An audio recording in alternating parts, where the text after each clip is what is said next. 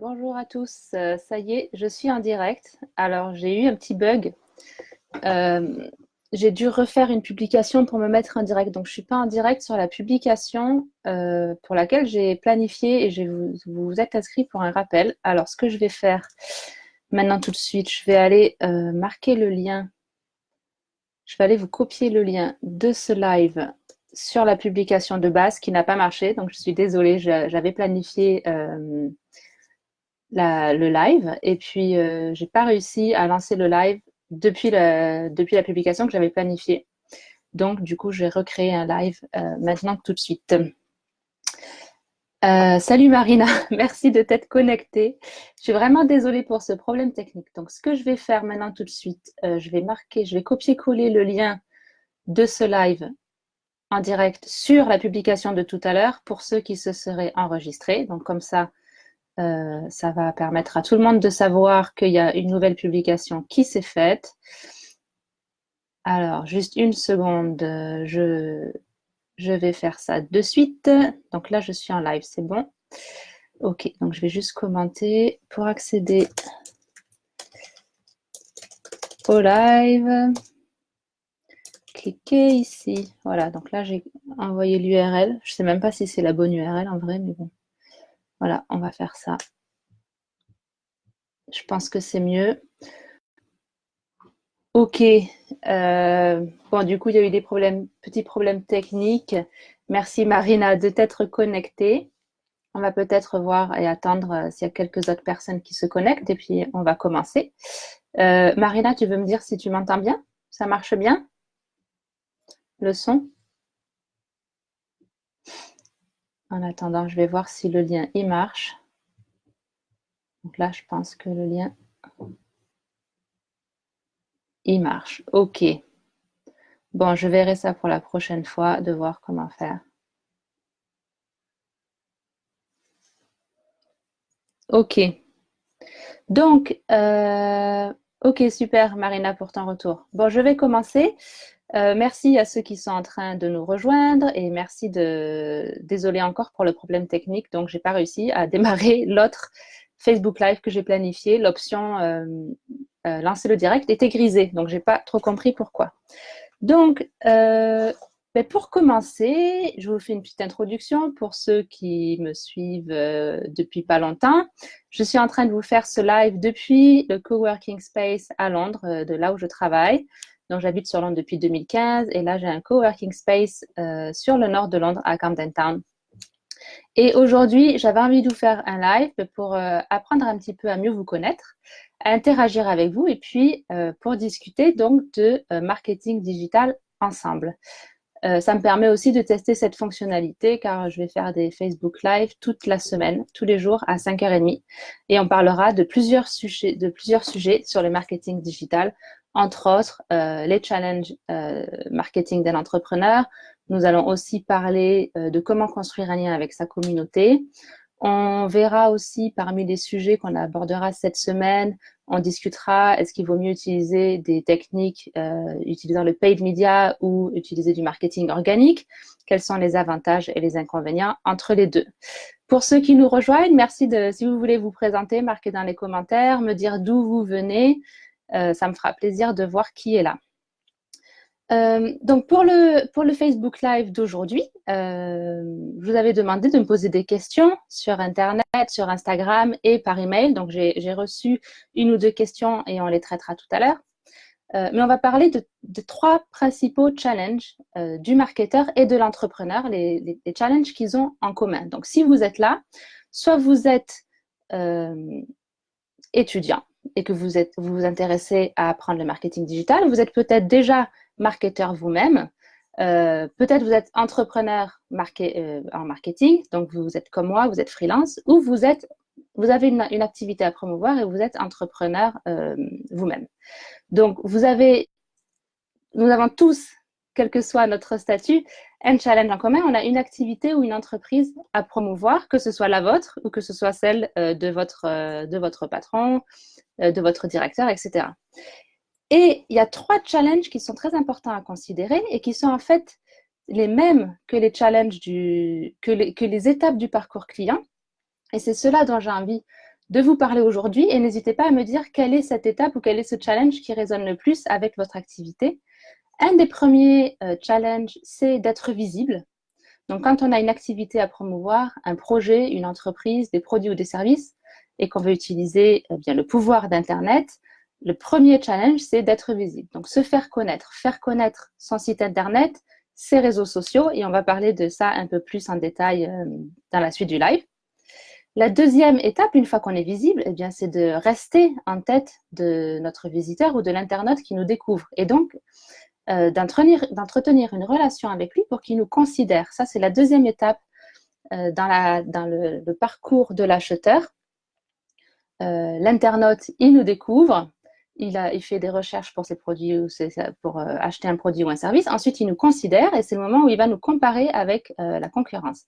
Donc là, on veut être considéré et donc on veut se démarquer de la concurrence. Et on va discuter de comment faire ça, comment se démarquer de la concurrence. Et puis enfin, la troisième étape, évidemment, c'est de vendre. On a envie que l'internaute, notre prospect, passe à l'action et donc qu'il achète nos produits. Donc, on va inciter à la vente. Donc, pour la première étape, dites-moi s'il y a des étapes ou des challenges qui résonnent plus avec vous.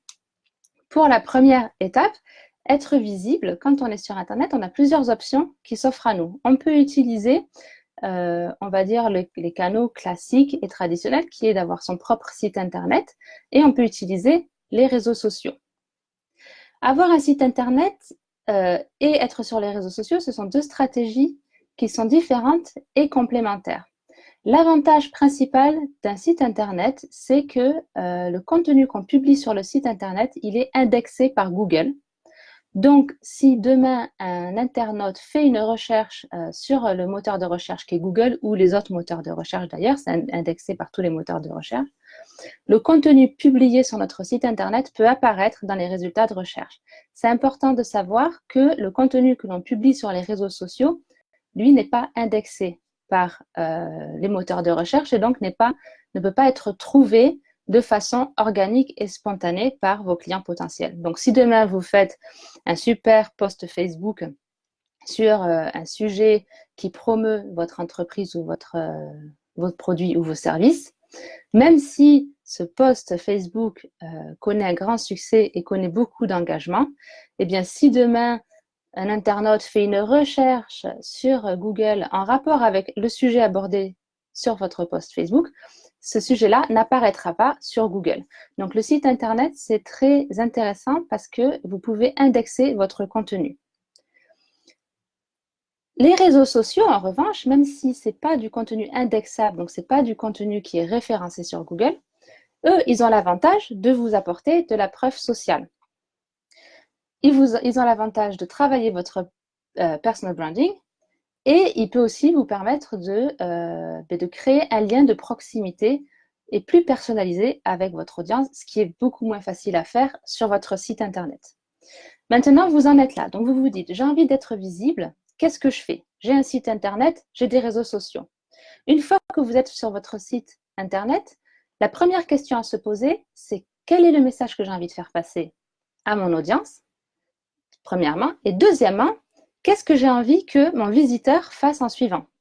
Donc, vous êtes là, votre visiteur arrive sur votre site, que ce soit de façon organique grâce à Google ou que ce soit à travers un lien direct ou une série d'emails que vous avez envoyés. Il arrive sur votre site.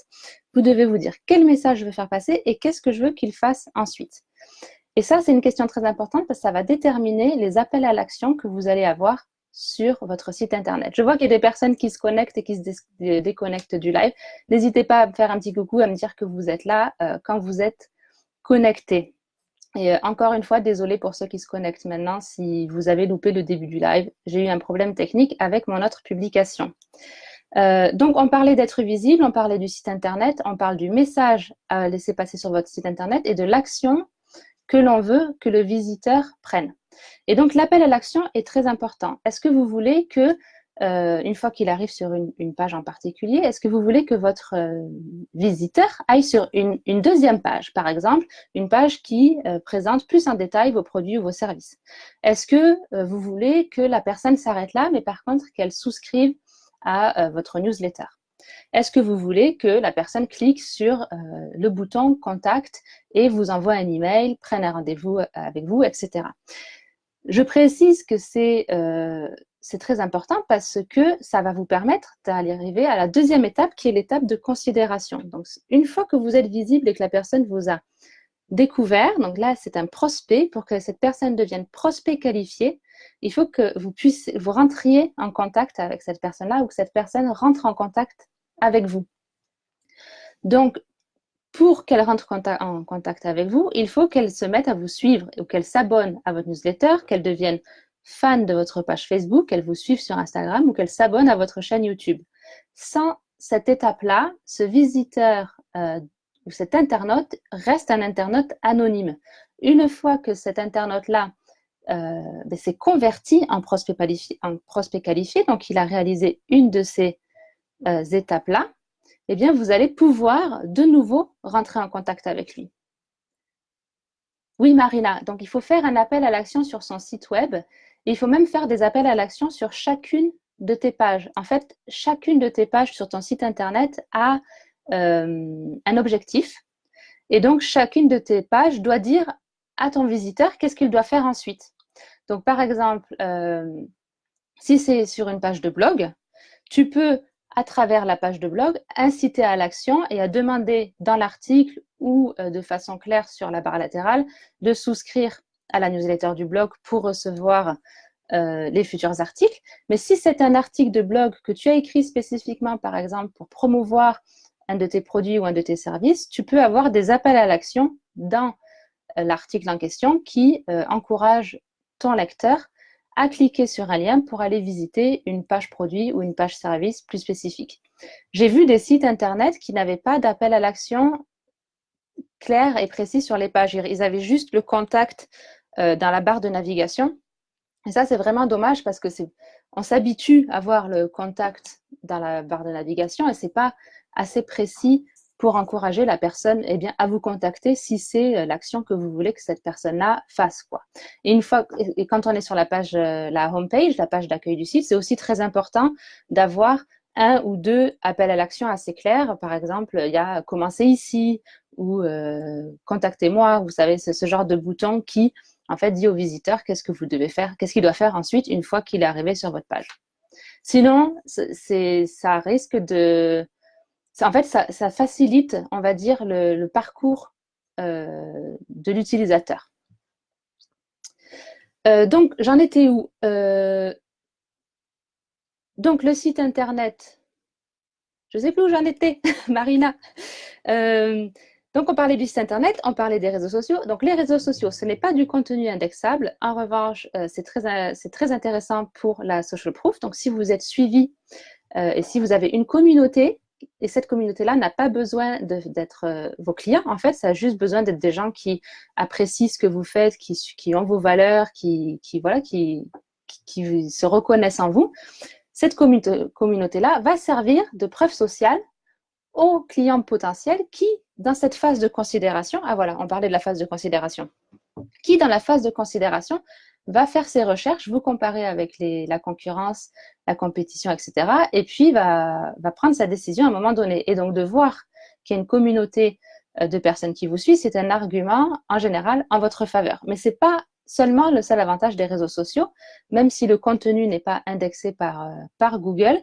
Vous pouvez, à travers les réseaux sociaux, vraiment créer un lien avec votre audience, montrer les coulisses de votre entreprise et être un peu plus informel et personnel sur les réseaux, ce qui fait que les personnes se reconnaissent en vous. De plus en plus aujourd'hui, les clients choisissent des marques pour leur identité et pour leurs valeurs. Et en choisissant des marques, font même des affirmations sur qui ils sont ou quel type de citoyens ils sont. Il y a des études qui montrent que aujourd'hui, quand un consommateur choisit une marque, il fait aussi une affirmation politique, une affirmation sociale, etc. Donc, on va dire c'est comme s'il j'ai envie de le dire en anglais là, mais il prend position, voilà, il prend position sur sa vision du monde. Donc, en choisissant des marques qui sont plus ou moins environnementales ou qui sont plus ou moins liées à certains partis politiques, en choisissant, par exemple, de boycotter certaines marques, les consommateurs et les clients font des affirmations et prennent position. Et donc, en utilisant les réseaux sociaux et en montrant à travers votre message quelles sont vos valeurs, vous allez pouvoir parler à vos clients qui ont les mêmes et qui partagent les mêmes valeurs que vous. Et ça, c'est assez intéressant parce que ça crée du coup des liens très forts entre vous et vos clients potentiels. Donc là, on est à l'étape de considération. Et l'étape de considération, elle est très importante. Pourquoi? Donc parce qu'elle vous permet du coup de rester en contact avec vos prospects qualifiés, donc de nouveau partager des messages précis avec eux, mais elle permet aussi de faire le retargeting. Bonjour à tous les nouveaux qui viennent de se connecter. N'hésitez pas à me faire un petit coucou et à commenter dans les commentaires. Je lis tous vos commentaires. Ah, Mianta, j'avais pas vu que tu t'étais connectée. Salut Mianta, j'espère que tu vas bien. Et salut Anaïs, je vois que tu t'es connectée aussi. C'est super cool. Et donc, dans l'étape de considération, ce qui est assez intéressant, c'est d'utiliser la technique de reciblage. Et ça permet du coup de cibler les visiteurs de votre site internet qui donc vous connaissent déjà, donc vous êtes déjà visible auprès d'eux, ils vous considèrent peut-être et vous allez pouvoir du coup cibler du contenu spécifiquement pour eux et pour les aider dans leur étape de considération. Donc vous pouvez faire ça en liant votre site internet et votre compte Facebook, par exemple, à travers un pixel Facebook. Et vous pouvez faire ça aussi en ciblant que les fans d'une page Facebook, que les fans d'une page Instagram, etc. Donc ça, salut Anaïs. Donc ça, c'est très intéressant en termes de marketing parce que, en tant que consommateur, nous-mêmes, mettez-vous dans la peau d'un consommateur, on est tellement sollicité par les marques que parfois on a un peu besoin d'aide pour prendre notre décision. Et quand on est dans cette étape de considération, on a déjà montré à la marque notre intérêt pour ses produits ou ses services parce qu'on a visité son site, on l'a suivi sur les réseaux sociaux, on consomme son contenu. Mais la marque, elle sait ça et elle peut ensuite nous contacter en retour et ça peut nous aider dans notre prise de décision. Et puis enfin, pour passer à l'étape de la vente, et là, j'ai vraiment envie de vous parler pour cette étape de la vente de la différence ou de la complémentarité entre le marketing sur la forme et le marketing sur le fond. Parce que je crois qu'une fois qu'on en est là, on est visible, on est considéré, on arrive à partager son contenu à sa cible potentielle. Je suis fondamentalement convaincue que ce qui fait la différence ici, c'est vraiment notre message marketing, c'est-à-dire la façon dont on se présente, notre marketing de marque, notre marketing de produit, notre marketing de contenu aussi, mais surtout notre identité et puis l'impact qu'a notre marque. Et là, je voudrais parler de certaines statistiques que je trouve assez intéressantes. Et puis, on va s'arrêter là pour aujourd'hui parce que ça fait déjà 18 minutes qu'on est connecté. N'hésitez pas à me poser des questions d'ailleurs sur le commentaire si vous voulez avant qu'on termine. Mais bonjour Mehdi, merci pour ton commentaire. Le marketing sur le fond, donc je voulais vous partager deux statistiques et si vous me suivez d'ailleurs, vous les avez sûrement déjà entendues, mais ça mérite toujours d'être repartagé. La première statistique, c'est qu'il y a une étude qui a été faite à niveau international dans une trentaine de pays, je crois, ça a étudié plus de 1500 1800 marques. Et une étude qui a été faite qui dit que 58% des gens qui ont été étudiés, non, les gens pensent que 58% du contenu qu'ils consomment et qui est publié par les marques, il est vide de sens. C'est-à-dire que le contenu ne résonne pas en eux et ne fait pas sens. Et ça, je trouve que c'est assez alarmant parce que si ils considèrent le contenu vide de sens et donc les marques vides de sens, on se demande pourquoi ils les choisissent, ces marques. Et la deuxième statistique assez alarmante, c'est qu'aujourd'hui, si 77% des marques disparaissaient, les gens, en gros, ils s'en ficheraient. Donc, ça leur ferait ni chaud ni froid de voir que 77% des marques disparaissent. Et ça aussi, c'est un peu inquiétant parce qu'on se dit, est-ce qu'on fait bien notre travail, nous, marketeurs, est-ce qu'on arrive vraiment à engager avec nos clients et nos clients potentiels. Et donc, qu'est-ce qui fait vraiment la différence dans cette façon de se positionner quand on se positionne? C'est pas seulement sur un marché, mais c'est aussi dans l'esprit et j'aime bien dire dans le cœur de notre cible. Qu'est-ce qui fait qu'on se positionne?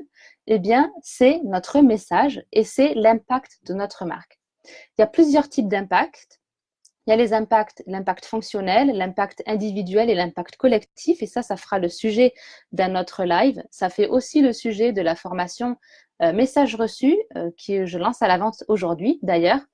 Et on en parlera plus tard dans la semaine. Mais construire son message sur le fond et sur la forme est extrêmement important. Et un message doit être unique, personnalisé, authentique et porteur de sens. Et la deuxième statistique qui soutient vraiment ce côté sens du message, ça vient toujours de cette étude qui dit qu'un message et une marque porteuse de sens peuvent aider les entreprises à atteindre de meilleurs résultats et augmenter leurs indicateurs de performance de 137%. Donc ça, c'est énorme.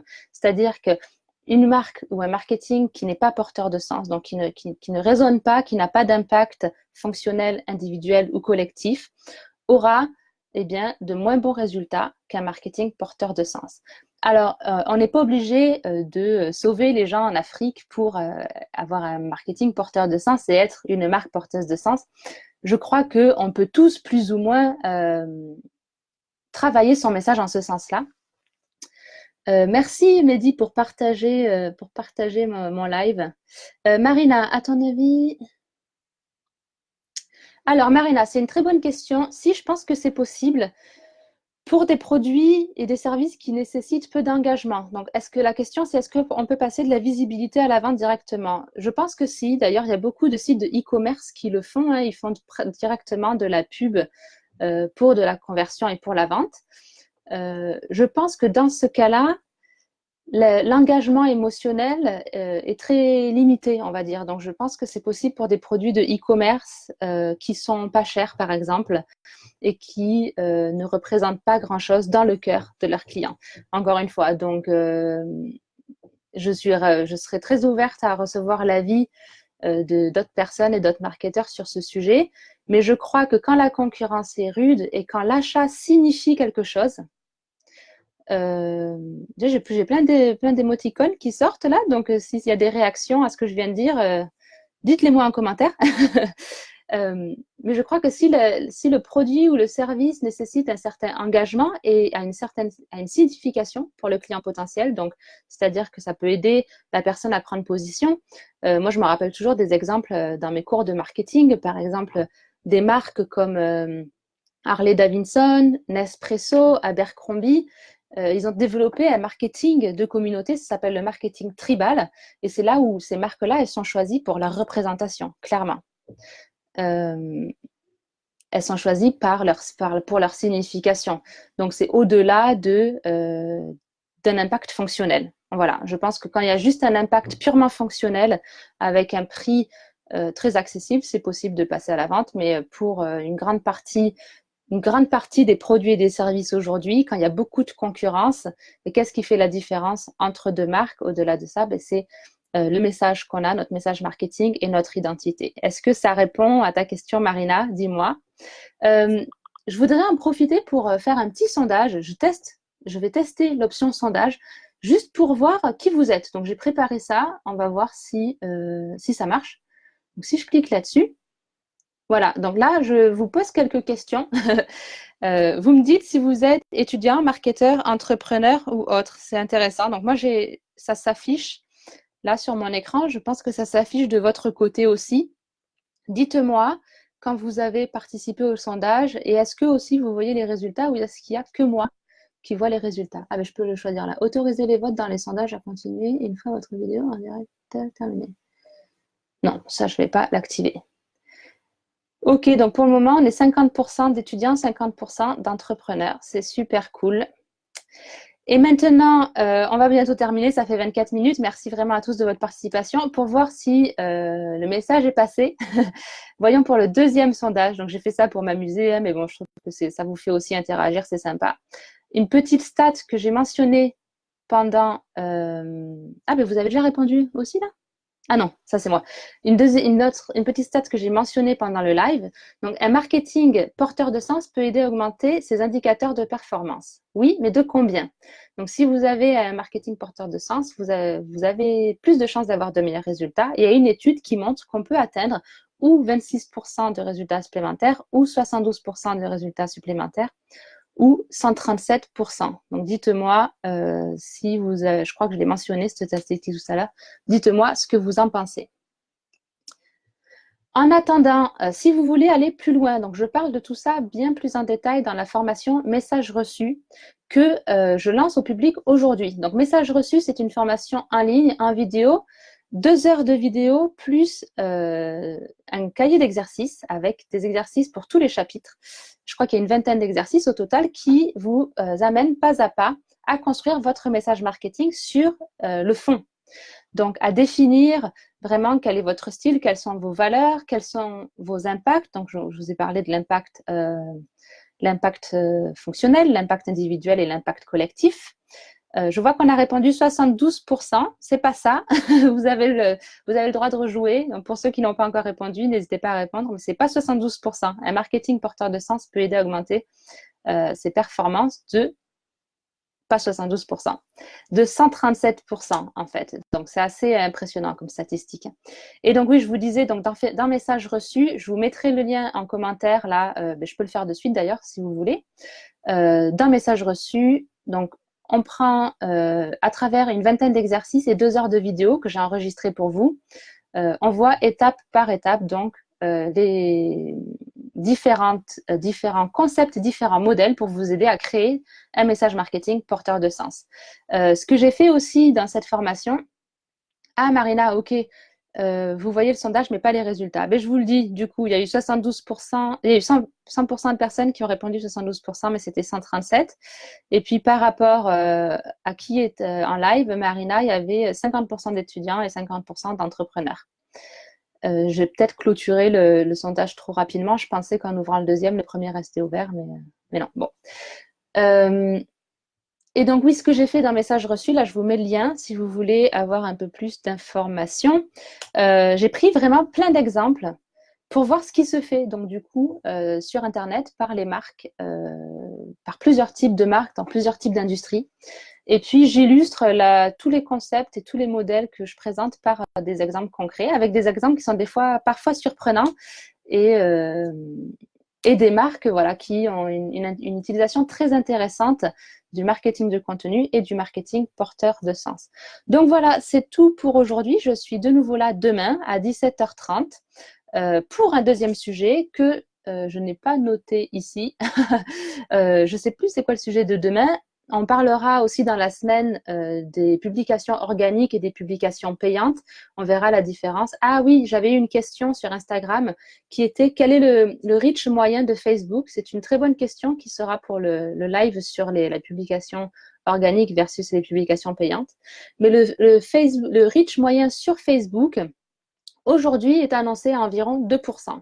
C'est-à-dire que si vous avez une page avec 100 abonnés, eh bien, environ 2 personnes sur les 100 abonnés verront votre publication. C'est très peu. Facebook fait ça pour nous encourager à utiliser la publicité. C'est dommage, mais c'est comme ça. Et d'un autre côté, c'est aussi intéressant parce que l'outil publicité de Facebook est très, très puissant. On en parlera beaucoup plus mercredi. Et merci à tous de vous être connectés. Merci pour avoir interagi avec moi. Si vous avez des questions ou si vous voulez faire un dernier commentaire, je vous invite. Salut Chloélia, merci de t'être connectée aussi. Et puis, je vais arrêter ce live pour aujourd'hui. Je vous dis à demain, 17h30, heure de Paris. Salut, salut.